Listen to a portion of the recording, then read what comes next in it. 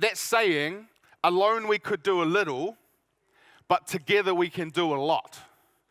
I want to take that one step further today, and I want to encourage you out of this message. What if alone we could do a lot, and together we could change Masterton?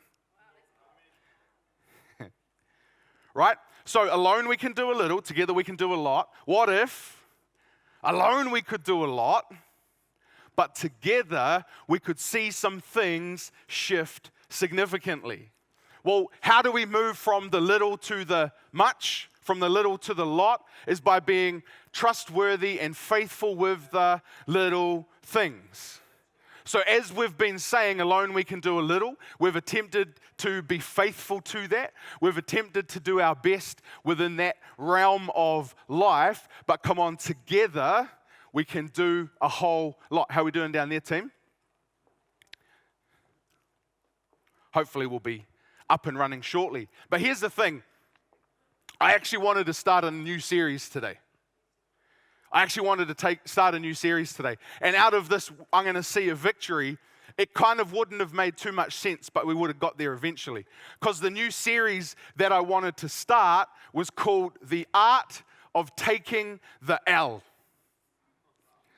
Now, just to help catch a few of you up in pop culture, in life, we can get the dub, the W, the win, or we can take the L.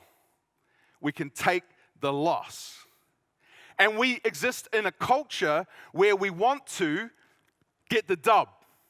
We're getting the dub is what we're all seeking after. We're being victorious. We're seeing a victory is what we're going for. But come on, I believe in this next series that we're going into, the art of taking the L is that Jesus showed us, I'm here to play the game in a whole different way. You see, Jesus, when he came in that Garden of Gethsemane, at that moment of being arrested by the Romans, he said, I could bring down 12 legions of angels and get the dub. He didn't actually say quite those words, but that's what he said in that moment. I could call down 24,000 angels and we'll just win right now, right? But what did he do? He demonstrated that actually the better way to get the dub is to learn how to take the L. So in Jesus, what we find is that when we take positions of humility, when we advantage someone else at our own expense, what we find out is that everything improves. When a society is a whole lot of individuals trying to make things better for themselves at the expense of the community, things get worse. And when everyone tries to make things better for the community at the expense of themselves, so it sounds like it's going to be a really encouraging series, eh?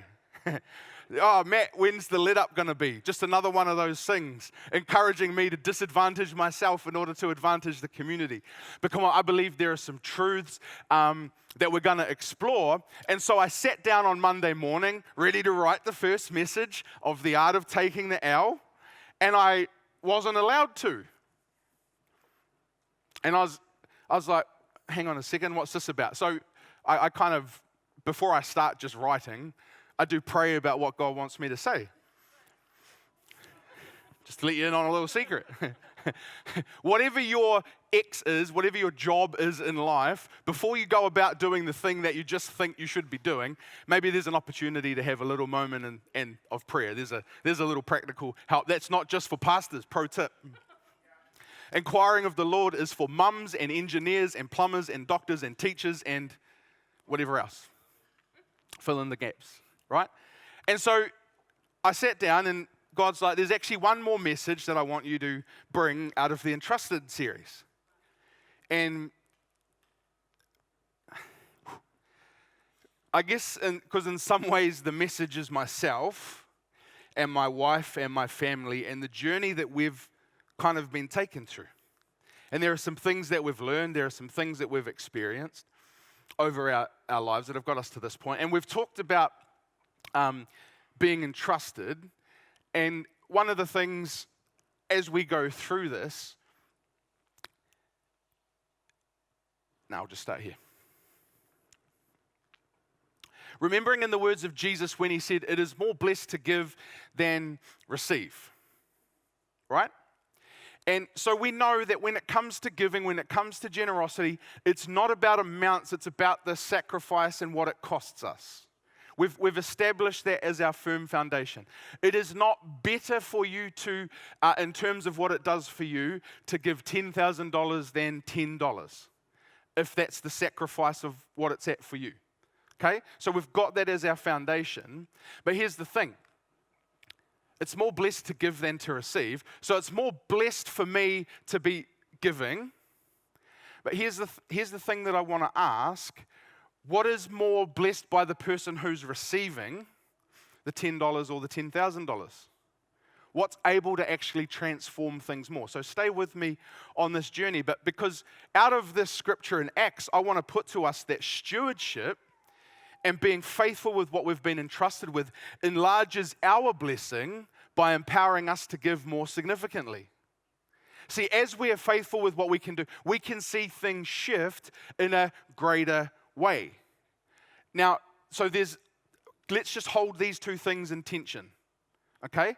Because like the widow with the 2 mites, what I'm not saying this morning is that those carrying in the big bags of gold and plonking them in the offering are better off than that widow, right? Jesus said that. But at the same time as that, what can we do with a whole lot more in terms of being able to bless our community? So for example, I can bless someone with a coffee, and maybe because of how the morning has started, I can change someone's life with a coffee, right? But imagine if I was able to go around giving out houses like I could give out coffees. Now, as I say, an element of this message is inspirational because I'm not at the point where I can go around giving out houses. Right? But I believe that there's a God-shaped dream in my heart that, come on, as a community of believers, could we be the answer to some homelessness? And so, absolutely, if my percentage of sacrifice is that giving a coffee means I've got nothing left, awesome. But come on, how cool would it be if giving a house meant I had nothing left? Is that an okay proposition to start with this morning? I want this to be inspirational. You know, like the difference between being able to give $1,000 to someone to help them out of a sticky situation or being able to give someone $100,000 and for those numbers to be equal of sacrifice to you depending on where you're at. How cool would it be to be able to, man, someone's like, Flip, I've got $100,000. Maybe this is a little bit too Hollywoodized, but you know, every so often you see those guys and they're now like $100,000 in debt to some loan shark and he's about to come and break their legs. You ever seen those movies? Imagine if you'd be like, oh, here, man, sweet as, we'll solve that problem. No worries. Because how many know that if you can solve a problem with money, it's not a problem? Right? If I can't solve the problem with money, I need to learn how to pray about it. Now, again, maybe we should start with the pray about it. But come on, let's learn to be trustworthy with those little things so that we can see a lot. So I actually have a dream to be able to give a whole lot more significantly, to be able to give people a house, to teach them how to steward it, because homelessness isn't a not having a house problem. Homelessness is a stewardship problem. It's a worth problem. I don't believe that I'm worthy of something like that. But, so there's a whole big, I'm not trying to make it as simple as let's solve homelessness with a house, because we know that that's not that simple. But how many know that a dream without a plan is just a wish? A dream without a plan is just a wish. And I don't want us to be a body of believers who go around with wishful thinking. So what's the gap? What's the thing that takes it from the wish to a dream? The plan. So, what I'd love to do this morning is maybe have a look at a bit of a plan. We know the same thing. Faith without deeds is dead. So if I have faith to see Homelessness, let's just stick on that one because that seems to be the one we've got this morning. If I've got faith to see homelessness changed in Masterton, but I don't act on it, there's no deeds, then it's just dead. It will just stay as a wish. And, well, what do you need to see a wish come true? You need like a magic genie where you can rub the lamp and the genie comes out and you get your wish, right? How many know life does not have genies? Anyone ever wished there were genies? It's like a little bit of a double-edged thing, isn't it? I wish there were genies so I could make my wishes. Maybe, I guess maybe there are genies. Maybe when I go and buy a lotto ticket, I think, oh, that's a genie. I can rub that magic lamp and hopefully.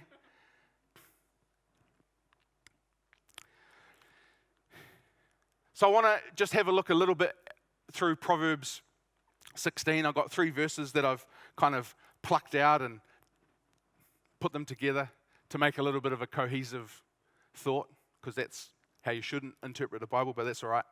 Commit to the Lord whatever you do, and He will establish your plans. Right? So here's this thing. If I'm just committing what I want to do in life to myself, if I'm committing it to my family, if I'm committing it to my wife, if I'm committing it to it doesn't matter what I make a commitment to. If it's not to the Lord, come on, I believe that He's not going to partner with it. We sing this morning a song like Lord and King, forever be my Lord and King. Right? We're moving into that place of lordship, of kingship, where we trust Him. So everything that I do, I want to commit to Him. Because why? I love this word, establish. As I commit to Him, my plans are established by Him. Verse 9, a little bit of a counterpoint. In their hearts, humans plan their course, but the Lord establishes their steps. So there's a bit of a both and here as well. See, as you make a commitment to the Lord and you put a plan in place, He establishes that plan. And at the same time, we make our plan, but He establishes where we actually end up. So there's a little bit of a sovereignty question here where it's not just like the script is already written and we're just destined to have the chips fall where they are. The story for you for tomorrow has not been written. God has foreknowledge of where things are going to end up, and He's guiding us like a loving father with a kid who's learning to take their steps. This is that picture of establishing the steps here. It's like, no, don't fall over that way, leaning a little bit too far that way, learning to ride the bike. But so we're committing this plan, and He's establishing our steps. And then in verse 22, we see this word prudence. Is a fountain of life to the prudent, but folly brings punishment to fools. And so out of my own life, what I kind of felt that I was to share this morning is my folly and my prudence. The ways that I have been a fool and the things that God has turned around in my life in order to establish prudence. What is prudence? Good question.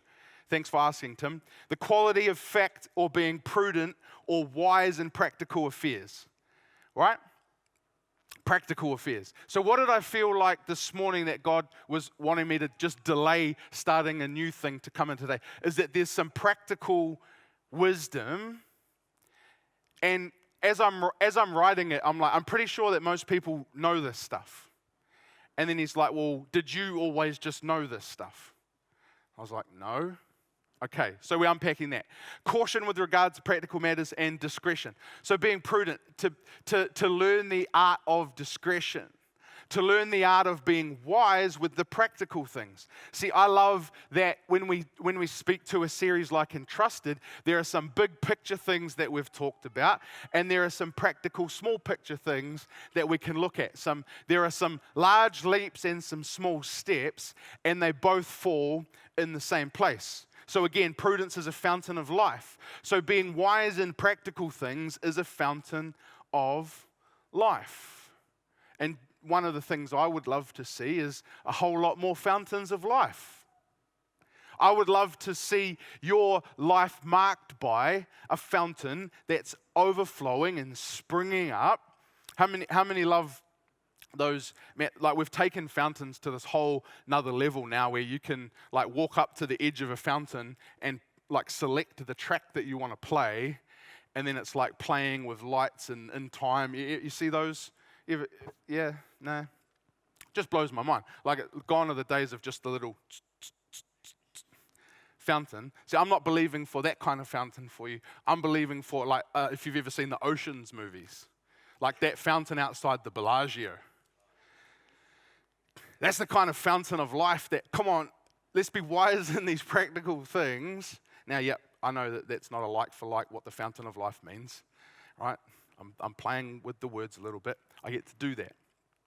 But so to have a plan in life is to be prudent, and to have no plan is folly, right? So in my own life, where because no one really ever engaged with me in the way of this is how you make a plan in practical matters, it was not something that I reckon our school system lets kids down with the lack of financial education, the lack of how to steward money well.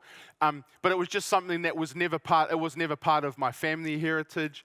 And so I just went through, like, I worked as a physiotherapist. I got a relatively good wage. Justine was working. We had pretty good income, but we had no plan. And so there was a bit of folly. Some of that folly was like, oh, well, we need to get up to the North Island for Christmas this year, so we just better bang that on the credit card, and we'll pay that off next year because everything goes around in circles, and that's pretty good. And so, but there were some weeks where on a pretty good wage, we ended up paying for groceries off a credit card. And before too long, the credit card gets up to thousands of dollars, and it doesn't really matter because I'm paying the minimum repayments anyway. But I had a change of circumstance where we were asked to come from Christchurch to Masterton. And so all of a sudden I had this problem that now was like, oh, well, I've gone and got myself in it. It was no one else's fault except my own. I'm not blaming that on anyone. But it was like, what the heck am I going to do? Because I didn't want my folly to be something that would mark my journey going forward. And so read a few books, listened to a few teachings, engaged with a few different things in life, and we put a bit of a plan together. Some of that plan was actually us moving up here means each year we didn't have that $600 or whatever it was to fly north for Christmas. Oh, God works out some of these things, and that's kind of nice. But Justine, when I go through my messages with her, I give her the opportunity to also speak on the Sunday, and she just pointed out, which is something I didn't really know, she learned how to shop differently. Turns out you can learn how to do the supermarket differently. Because it used to be, we'll walk through the supermarket, oh, that looks good. Oh, that looks good. Yeah, that looks nice. I don't want to give away too many trade secrets, but the stuff at your eye level, yeah, that looks pretty good. That looks pretty good. And we would just go through and we would do our shop. And then whatever it got when we got to the counter, that's how much groceries cost this week. So Justine, now here's why I say Justine, when I go to the supermarket, it's guaranteed to cost more. So that's my own folly. But so one of the prudent plans we put in place is that we figured out this is how much we've got for groceries this week. And then Justine would take that to the store, and she would have her calculator on her phone, and here's $180 for the week of groceries. And each thing she picked up, minus $4.35, minus $7.80, minus whatever. And when that number got to zero, well, that's our groceries for the week. And we'd gone from maybe $450 a week on groceries to $180 in groceries. Now, just because I love a bit of self-deprecation, do I look like I went hungry?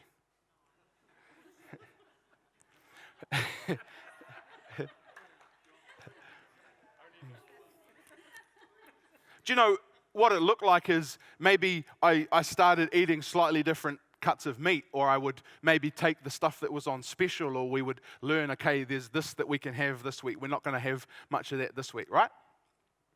But so we learn how to shop differently. But it wasn't just that we were learning how to shop differently. We had to learn to shop differently because we now had $180 a week for groceries. Why did we have $180 a week for groceries? Because we'd made a plan, and that was what the plan allowed. That was me, Justine, and 2 kids. $180 a week in groceries. That's still probably quite a good amount. Is it? I don't really know. $180. It's not like we were going, come up, bring it up a little bit. I wasn't just have more kids. Well, we did. We did. But the point is, it wasn't like, so again, I appreciate there are some circumstances in life that are harder than the circumstances I found myself in. You might be sitting in a place going, Matt, I wish I had $180 a week for groceries. Right? And so I want to acknowledge that as well. I just got to tell my story and where we've come from. So, what was my prudence? Well, you've heard of photosynthesis, which is where plants take the sun and they turn it into energy. Well, I kind of want to take what I had learned, what I'd studied, what had been imparted into me, and kind of just bring that into something that you can do with what you like. Is that okay? I want to outline some fairly practical things. Now, the picture that I had for what I'm about to do is it's like I'm about to paint a painting on stage, and you might think, I'd like to be able to learn how to paint like that. I'm not going to be able to teach you how to paint like that today. For the sake of everybody's time, we don't have but there's going to be stuff that, like the messages available online. But here's the thing, one of my roles as a physiotherapist was knowing when I actually was able to refer someone to a specialist, right? Because I'm not a financial specialist, so I'm not standing up here. That's why there's this little disclaimer. You always got to have one of those. But so the thing is, I'd learned enough as a physiotherapist about what would end up needing surgery. I didn't need to know how to do the surgery. I just needed to know who I could refer someone to get the surgery taken care of, right? So there were a few specialists that I've sort of looked at, and if you might have seen some of these. Who's heard of Dave Ramsey? He's a fairly well-known Christian financial advisor. He's got some things called the baby steps through his Financial Peace University. You guys may have heard of Christians Against Poverty, pretty awesome organization within New Zealand. And, like one of the things that I would encourage us is if we find ourselves in trouble, come and have a chat with me. But these are the types of people that we might end up engaging for a little bit more input around it, right? They weren't all Christians. I don't know if you guys have heard of this guy. Anyone heard of the Barefoot Investor? One or two. Doesn't matter if you haven't.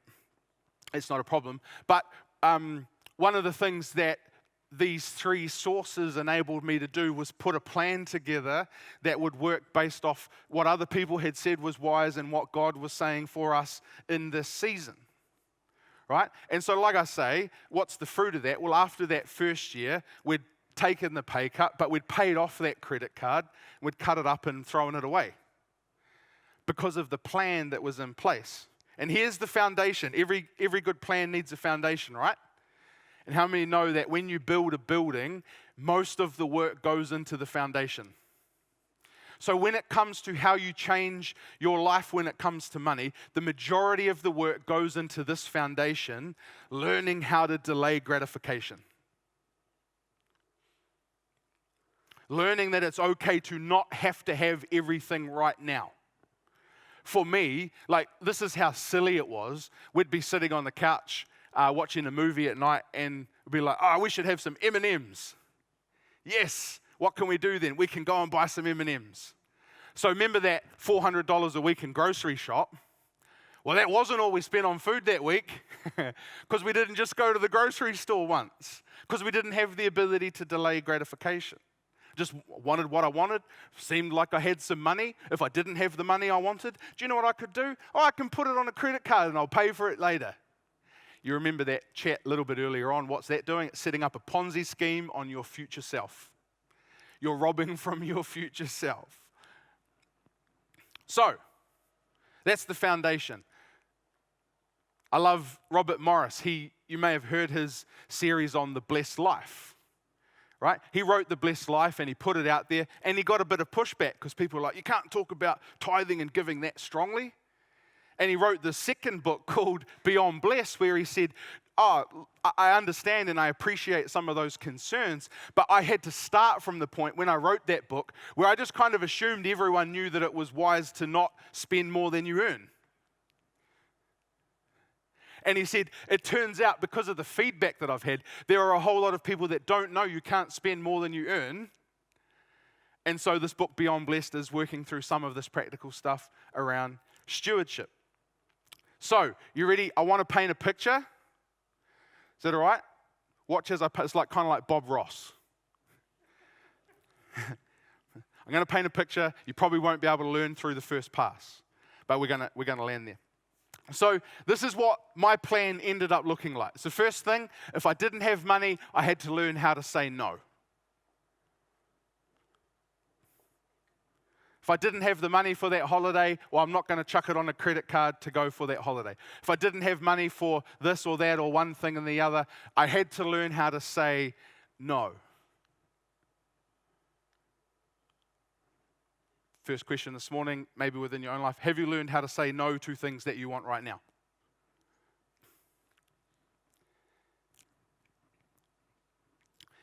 Now, here's the thing, the whole world is arrayed against us, and they set us up with really clever strategies. Do you know one of my strategy, one of the strategies that got me?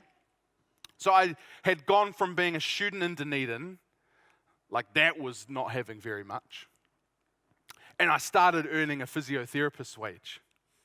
And I was getting these paychecks and I was like, oh, this is pretty awesome. After 2 weeks of working, my bank account's bigger than it's been for the last 4 years. This is pretty sweet.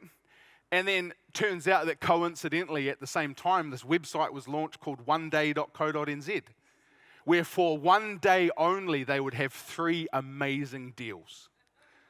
But it was only for 24 hours. So one of the strategies that marketers use is they convince you there's a limited time and you'll miss out. Who wants to miss out on a deal? I don't want to miss out on a deal. I've always wanted a camelback so I can sip some water while I go tramping. I've always wanted a remote control helicopter with little flashing LEDs. I've always needed one of those. I've always wanted walkie-talkies. I'm so stoked that for 1 day only, they've got a deal on walkie-talkies. I've always needed an entire pallet of V. 24 boxes of 12 cans. I've always needed that. And for the next 24 hours,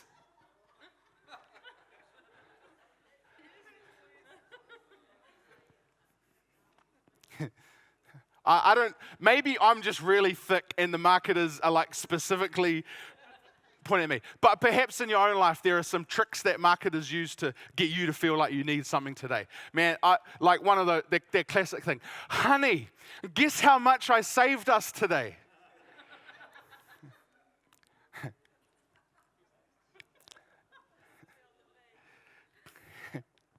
Guess how much? No, I was still single, so it was only my own accountability at that point. So Justine and I were able to sit down and we did a bit of learning and we did a bit of reading, listened to some audio books, learned some steps, and we put some things in place. So here's a painting. Maybe don't even try and take notes of how it all works because I'm going to go through it pretty quickly because this is practical stuff. And at the end of the day, I just want this to be like, hey, something beyond what we're doing currently could be possible to inherit them more. Is that all right? So there's this concept of the bucket. So we earn an income, right? Maybe we don't, maybe we do. In New Zealand, even if we don't, we do. Or at least we maybe should be able to because we have a social fabric that provides a bit of a backstop. So there's always some sort of an income.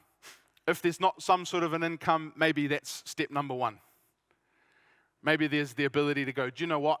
One of the things I need to steward is my time. There's something that I need to put my hand towards. Here's the thing. Ideally, we can combine calling and income. And those two worlds come together and we feel like, yes, this is awesome. But do you know what? Sometimes those two things are 20 years apart. And we've got to pick up a broom and sweep some floors of some dusty workshops knowing that I'm working into the call of God, right? So we've got an income. I get my first things first. There's a reason that secular financial advisors talk about the 10% of giving away, right? It's because it's not even just a biblical principle. It's a principle built into the fabric of the universe, which is why it's in the Bible, funnily enough. Do you know that things aren't true because they're in the Bible? They're in the Bible because they're true. Which is a little bit of a distinction, right? But it's not just true because the Bible says it. It's in there because, anyway, here's the thing. I'm just going to touch on this one quick sentence. Any argument against tithing is fine to come towards me if someone is living in the New Testament principle of giving, of selling everything and bringing it to the feet of the apostles. Every argument apart from that is working against about 6,000 years of human history, experience, logic, reason, and the Word of God. Right? We've got that one sorted. So that's why we say we tithe 10%. Why have I put that one first? But Matt, I have to pay tax before my money comes in. It's like, well, yeah, kind of. There's that little bit of a logistics thing because I'm not self-employed. I don't get the money straight to me and then have to pay tax. Like some people do that for me, which is kind of helpful because otherwise I might fall into trouble.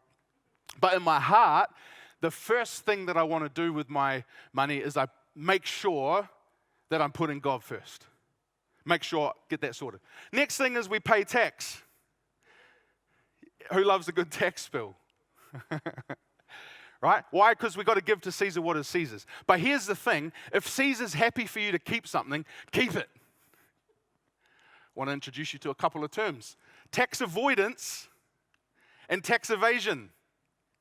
To avoid tax is to reduce your tax liability through means that the government is happy to say, do you know what? You use your vehicle for work, so we're going to give you some of your tax back. You use your accommodation, you've got a home office, we're happy to. So we can learn how to make the most of what the IRD is happy for us to hold on to.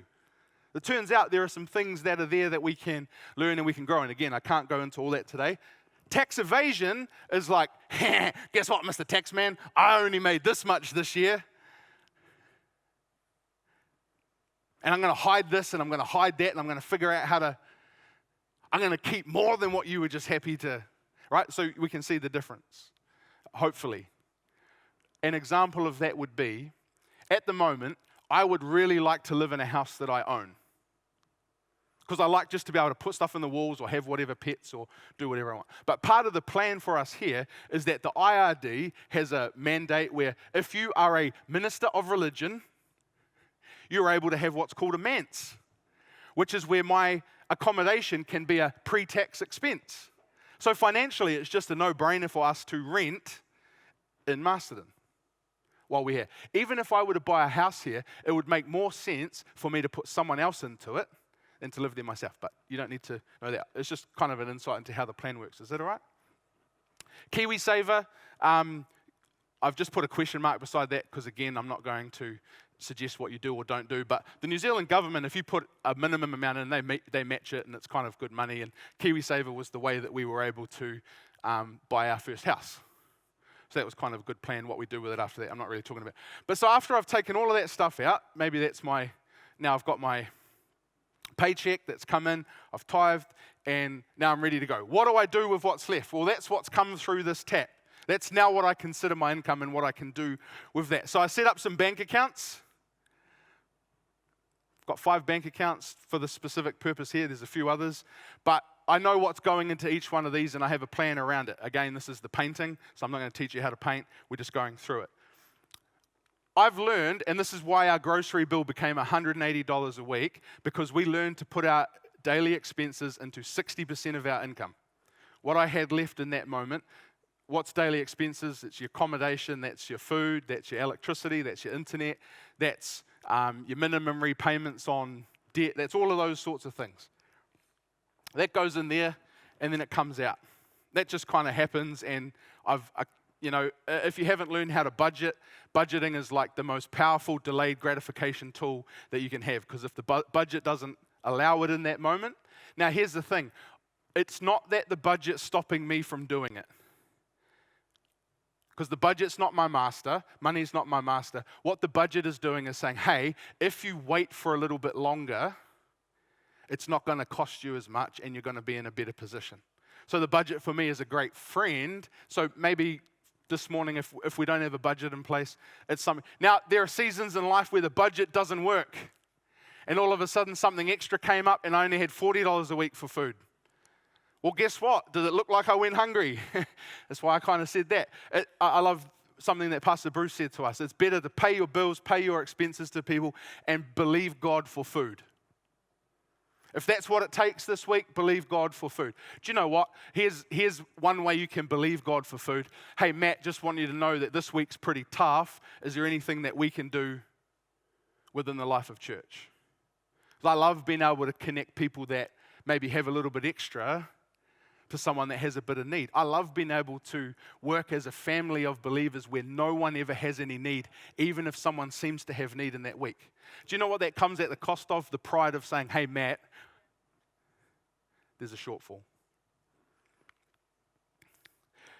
One of our other accounts is called the Splurge Account. Now remember that oneday.co.nz? My Splurge Account used to be everything that I wanted when I wanted it. So I have a specific account now where each week I know that I have this much money that I can spend on those dumb things randomly if I want to. And I can do that entirely guilt-free.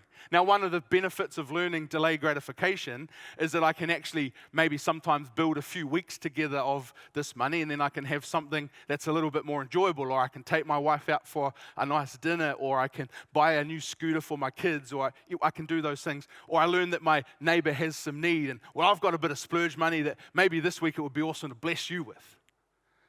So I've got this money that I can play with, and I've said this thing guilt-free, and here's why. When it comes to putting a plan in place, it's important that we are discipling people, like we talked about at team night, to responsibility and joy and fun. For me, the thing that sustained the plan is that I'm actually able to have fun with my money. I love this out of Ecclesiastes. Here's what I've seen. It's good and fitting for one to eat and drink and to enjoy the good of all his labor.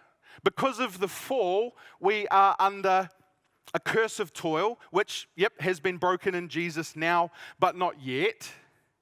And what can happen with money is that even the things that we would normally be able to enjoy, like I go out for a meal with my wife, and I'm sitting there the whole time thinking, oh man, this is costing me money, and I could be putting this money on something else. And so I miss the moment of being with my wife. And now dates don't need to cost $100. They can cost $10.50 with a snack pack of chicken and go for a drive down at Ducky's.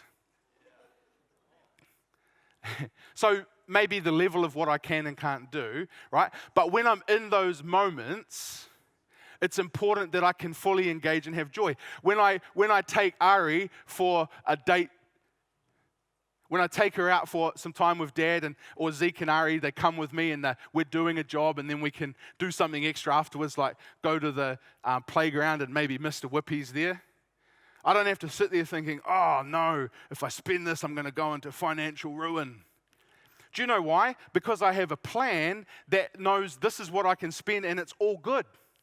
I can enjoy the fruits of my labor. I can enjoy an ice cream with my kids under a sunny Masterton day, because it's no longer, I can say yes here, and yes here, and yes here, and yes here, and yes here, and yes here, and yes here, and then all of a sudden, now I've just said yes on my credit card about 3 of those times. So because I learned how to say no, my ability to say yes becomes more joyful. Those moments when I can engage with life. Where are we here? God's given him power to eat of it, receive his heritage, and rejoice in his labor. This is the gift from God. To be able to rejoice in your labor is a gift from God. I don't want to look at the gift that God has given me and the fruits of my labor and have to feel guilty and despise it when I'm doing something with my family. So I kind of wanted to, as you can see, I'm not really talking about the specifics so much as the principles behind why these specifics are important. So I have an account. I get this much a week. And, well, if I need some new shoes for the gym, because apparently it turns out one of the best things about CrossFit is you get a whole bunch more shoes. And as Tim would be able to tell you, I quite like shoes. But now I know when I can afford to buy myself a new one and splurge on it, and it's guilt-free because it worked in with the plan. Anyway, moving along. Sometimes we think, oh, it'd be really good if we could go for a holiday, eh? Well, I used to just say yes, and I put it on the credit card, and I'll worry about it later. But my plan was I need to have something built into place where I can know when it's okay to hop in the car and go away for a week. And this is how much I can spend while I'm there. And I can do that knowing that I have put that in place and I've got the plan there. We had the Entrusted family over for dinner the other night, and my barbecue just performed so suboptimally, and I served up something of which I was ashamed, and it was to my detriment. And I was sitting there and I was thinking, man, you know what, this barbecue, it's done us 10 good years of service. I was like, I wonder if I can afford a new one. And what's in my Smile account at the moment? Turns out, there was enough money in my Smile account to buy a new barbecue. How good is that? So I was able to walk into the shop, and Justine was like, in fact, Justine was able to say to me, why don't you go and get a new barbecue? Okay. Arms twisted significantly. But here's the thing. I knew that I had this account, and so we thought about, is a new barbecue. Well, we like to bless people. We like to do hospitality. It's something that we can do. And hey, if it lasts 10 years, it's not a bad sort of an investment. So last night, I've built my new barbecue. I turned it up, and within 10 minutes, it was at like 250 degrees, and I put some steak on it. And then after 2 minutes, I flipped it over, and there was these beautiful grill lines on it. And I thought, I'm going to have to invite Gav back. And I flipped it over in another 2 minutes, and you get the idea, right? The reason I could just go and do something is because I'd built in a plan. I didn't even have to think about it. What I had to think about was, is this what you want me to do, Lord, in this moment? It was not even a, can I do this? I think you get the idea. Do you get the idea? Well, I need a new car. Well, how am I going to save for that? Well, I've got this money, and I know if that's how much is in there, then that's how much I can spend on a new car. We'll talk a little bit more. I have an account called my fire extinguisher, because every so often fires pop up. Like my car gets smoke out of a place it shouldn't, or my fridge lets food go warm. How many know that sometimes things can go a little bit haywire in life? There are some fires. Maybe today there's a massive debt that you've accumulated that just seems like it's a fire that's going to consume you completely. Well, because we build in things like fire extinguishers, we get this. Reducing debt, house. Who wants to be able to buy a house? Man, no one can buy a house today. House prices are too expensive. That is true, but also the ability to delay gratification has gone out the window. We just have what we want when we want it, right? And then I have this other one. Now, you can't really see it, but it's this whole other bucket sitting way out the other side. That's my in case of emergencies bucket. Do you have an ICE contact in your phone? In your cell phone, is there someone with ICE in front of their name? Because when a first responder turns up to the scene and you've had a car crash and they go through your phone and they see ICE, that's the person they're going to call. Oh, it's an emergency, call that person, right? I've got a bank account for emergencies. Losing your job, getting sick, caring for a family member. See, one of the things that I was pretty grateful for last year is that the trustees of church said to me, Matt, we're going to change your job description for the next few months. Stay alive and stay married. Because that was the only two things I could focus on. So I was grateful for that. I was grateful that I was in a position where financial stress wasn't a stress for me. There were other people in hospital. They couldn't focus on going through and getting well because they were so worried about whether they'd be able to pay their mortgage. I was having those conversations, and I'm sitting there in that moment going, thank you, Jesus. I was stoked for that. But one thing that was awesome out of that is because I had grown my in case of emergencies bucket, I would have been all right for about 3 months anyway. Why? Because I knew what my 60% of I knew how much life cost me. And I'd saved an account that had 3 months worth of that, just in case something happened. Now, like I say, I do want to acknowledge the gratitude of the both and. One of the things we did last year was try to sell our Christchurch house to maybe see whether we could buy here. Our house didn't sell there, but it was empty for a few weeks while it was on the market. And I didn't have to worry about that being a financial stress because we had it in case of emergencies. We were able to have an empty house. And I was like, this is pretty cool. Now, here's the thing. It's not really anything that I was able to do because I was living in Folly and I just put a plan in place and following that plan brought it to this point. But I'm just painting a picture. There are some steps that we can take. Again, I'm just painting this picture. What did I do first? In that in case of emergencies, I got $2,000 saved up in it in case the car blew up or in case the fridge stopped working or in case something went sideways. How do you do that? Well, I'm sure you've all got a bunch of stuff sitting on a bunch of shelves that you don't really need anymore. Maybe you could have a garage sale. It's a good way to get it in case of emergency. And rather than blowing that on something, I can save that for in case of emergencies. Trade Me, Facebook Marketplace. You could sell a kidney on the black market. Not really. Side hustle, extra shifts, one-off jobs. I probably should have put this one first. Come on, I believe that sitting in this room, you might be sitting here and the whole financial world just seems completely, I don't have any hope in there at all. Perhaps there's an idea that God has for you to walk into, some area of creativity. Maybe it's some invention, it's some strategy, it's some plan. I don't know what it might look like. But come on, when it comes to this whole area of finance, have we committed it to the Lord in order that He can establish our plans?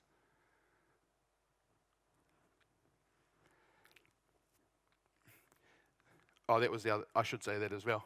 That fire extinguisher, I used the fire extinguisher, the 20%, I put that in there until it's up to that much. Once it's up to that much, the next thing I had to do was pay off my credit card. I knew what my credit card was, I knew what my debts were. Why? Because we want to sing songs like No Longer Slaves, and that is true in the sense of no longer a slave to death, no longer a slave to that. But come on, the rich rule over the poor, the borrower is slave to the lender. When we're in a place of debt, we're in slavery to the person that has lent to us. One of the things that we know that we're in slavery is because God asks us to do something, and we're like, well, I'm in debt, so I can't. So the ability to pay off debt is the ability to have been set free from. Now, this isn't talking about the mortgage or in New Zealand, your student loan. Because the student loan's interest-free, you just pay that off at the minimum and it actually ends up being worth more. Beside the point. You may have heard of the debt snowball. Put your debts in order. If you're sitting here absolutely burdened with debt, put them in order. Look at the smallest one. Turn that fire extinguisher towards it. Once you've paid off that, put it on to the next smallest one. Once you've paid that off, put it to the next smallest one. Once you've put it to the... Now, here's the thing. It may seem hopeless, but I love the word that Pastor Jordan brought to us yesterday. The only way that you lose is when you say there's nothing I can do about it. If the starting point is that I can save $1 extra, you can do something about it. When I paid off my credit card, it was like fireworks. Like, oh my goodness. It was such a good feeling to be able to cut that thing up. To be able to, I don't want you ever again. Once we do that, we grow that bucket that I've already talked about, that 3 to 6 months. So if my weekly expenses are $750, well, I want $9,000 in case of emergencies account.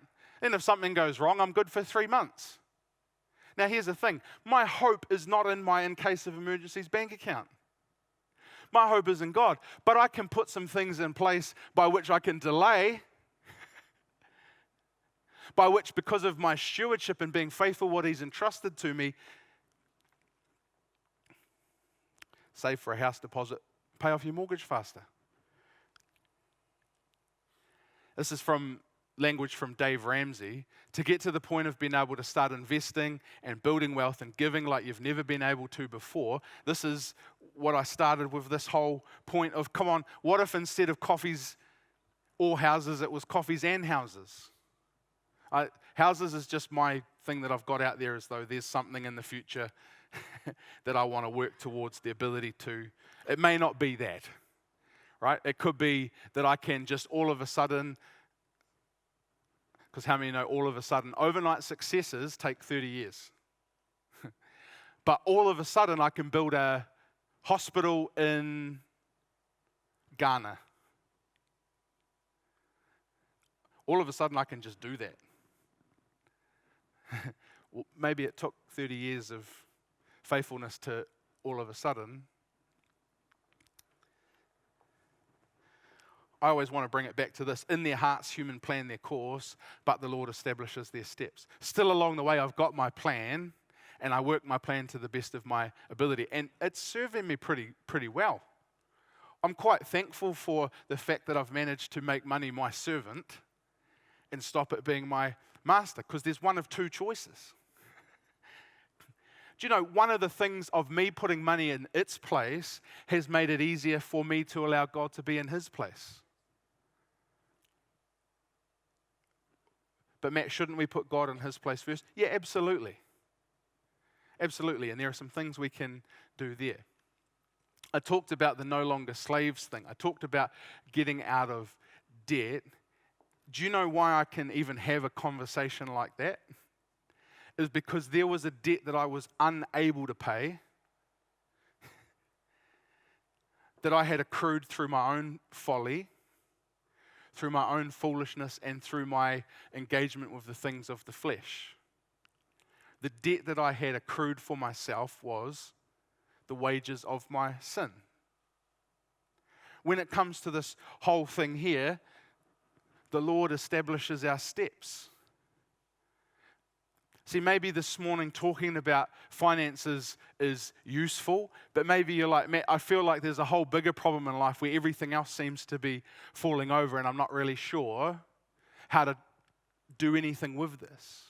Well, the reason that we come under that type of a atmosphere, under that kind of an environment, is because of this debt that I was unable to pay.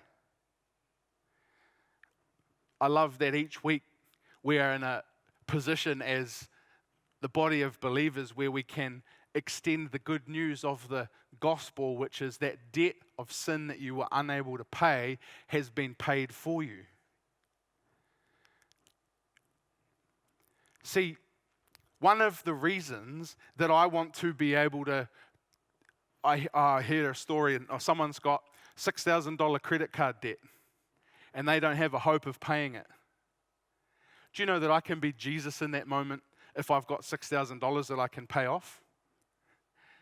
Do you know that there is a redemptive act of being able to partner with what Jesus has done for us in order to be able to bless the world around us and to pay off debts that people have accrued?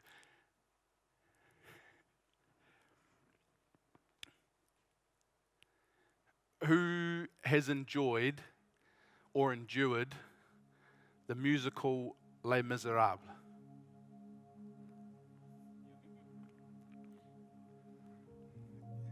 There's an incredibly powerful scene where our protagonist has come under the care of a priest, and he's come into his home. He's been chased and pursued by the law, but because of his sinful nature, he, in the dark of the night, wraps up the silverware and goes for a wee wander. And he's caught with the belongings and the silverware of the church in his possession, and he's dragged back before the priest.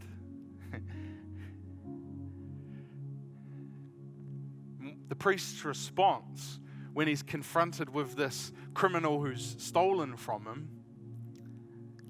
and the police are standing there waiting for him to deliver a verdict that would lead him to the gallows. Or maybe it's in France, or maybe even the guillotine, I don't know.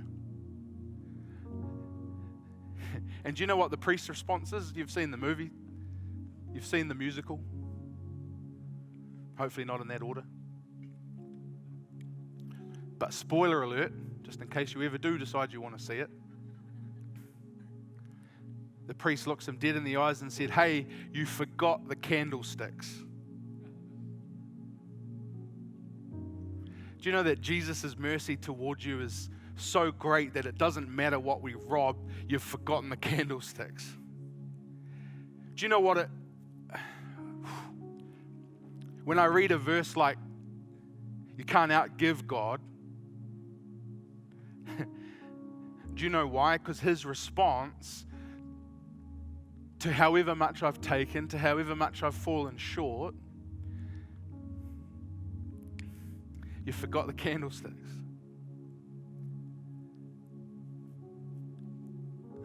And I don't know what the situation is this morning. Maybe, like we sung before, it's this battle and there's all these different battles. And maybe some of those battles you've come into because of your partnering with the things of the flesh, and it's no one else's fault except your own.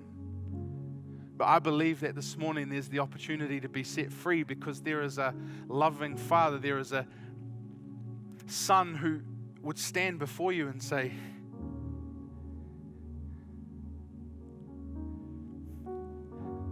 when Jesus moved in power, when Jesus healed people, when he forgave them more than just their debt, what was his line of response to that? Therefore, go and sin no more. The response of our friend in Les Mis was, I've got to go and live a life worthy of this generosity. Come on, when we really hold the weight of what God has forgiven us of so tightly, is that we live a life according to that mercy. We live a life according to that grace. Can I ask you to stand this morning, maybe just so that we're kind of all standing together? I don't know the position of your heart. I don't know the position of your circumstances. Maybe this morning I can say it. I don't know the position of your finances. I don't know whether you've got yourself in a horrible mess. I don't know whether it seems hopeless. I don't know whether it seems like there's no point even trying. But come on, I believe this morning that out of sharing something of my story, there's the ability to say, Matt, I can see the result of my folly is where I am right now. Well, friends, again, the response this morning, the first step that we have to take this moment is, all right, I need to commit to Jesus.